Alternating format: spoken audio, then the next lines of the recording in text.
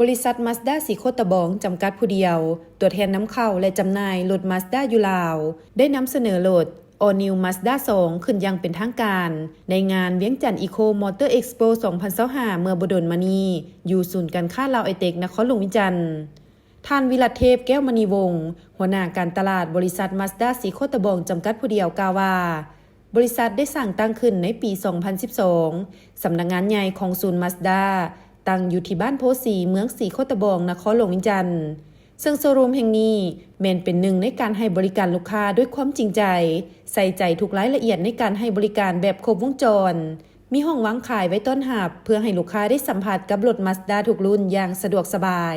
มีบริการหลังการขายทุกระยะในการใช้งานอย่างใกล้ชิดพร้อมด้วยทีมงานสร้างที่มีประสบการณ์หลายกว่า10 ปี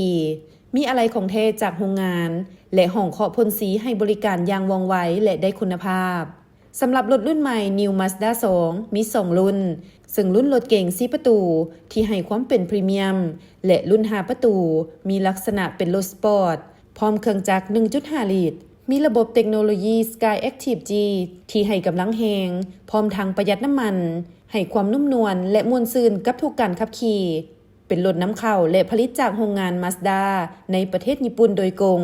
และเน้นคุณภาพเป็นหลักในการขับขี่ที่สมบูรณ์แบบตามคำขวัญที่ว่า The Perfect of Driving โอกาสดังกล่าวท่านวิรเทพแก้วมณีวงศ์ก็ได้แสดงความขอบใจลูกค้าที่นำใช้รถยี่ห้อ Mazda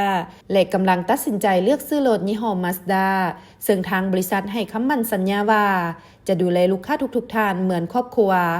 ส่วนรายละเอียดสอบถามข้อมูลเพิ่มเติมได้ที่เบอร์โทร 021 222 288 และ WhatsApp 020 9699 6996